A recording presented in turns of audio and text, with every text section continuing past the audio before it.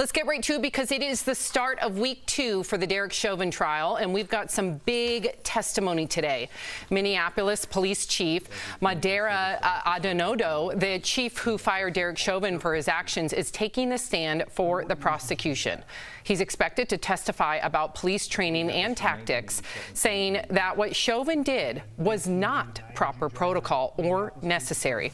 Part of the reason that this is such a big deal is that typically police officers do not speak out against another member of law enforcement, but now we have a police chief testifying against his own officer. Do you think that that will influence the jury, Al? Yes. I mean, I don't know how much influence is happening at this point. This is kind of something that we all saw. When I say all, I mean the world. But I do think it sets a bigger precedent in terms of police reform. And hopefully it'll show people that when people talk about police reform, we're just really trying to catch them up with every other job. There were things that reporters did in the 1980s that would be make you aghast right now. Everything updates, and I don't think police should be absolved from that in terms of like their behavior and their conduct and being able to check. I don't do anything wrong. If you want to go through my behavior every single day, I'm fine with that, and I'd like to see the same accountability from every profession, including a police officer. Yeah, we talked about this on Friday, Al. Me and you during the break. We never got to the story, but our point was, I believe a commander, someone else from the police department testified, and now we have the supervisor, the chief testifying. My point was, I'm like, everyone saw this, and he said, you know, if he stopped being combative, you stop with your force. I'm like, that's obvious. And this guy's like, they didn't need that excessive force. And Al was like, well, if you're on the police force, that blue wall, you got to stick up for your people.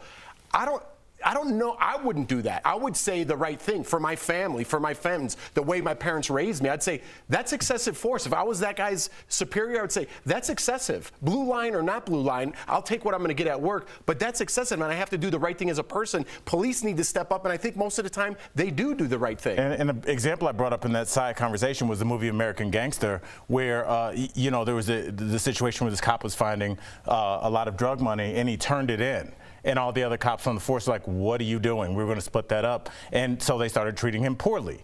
And so you have to remember that for somebody like Jeff that would want to speak up, because there's obviously a lot of great cops that would speak up like yourself, but there's a consequence to that. And the consequence is severe. So we need to make sure that that doesn't happen. Right. And Erica, chime in here. But before you do, I just want to make a correction to that the police testimonies. Minneapolis police chief is Medaria, Arradondo. All right. Go ahead, Erica.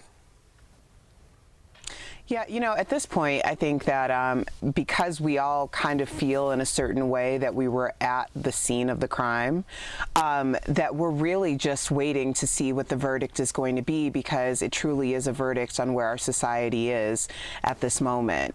Do we look at a murder, a man who was killed in front of our own eyes that we've all seen the video of, and say, well, the police was just doing his job? Or do we say that there's going to be accountability, and not just for this case, but for every case that follows it? And that's really what the verdict is. At this point, it's just about how we're going to decide to live our lives as a society. Well said. There's a precedent here, for sure.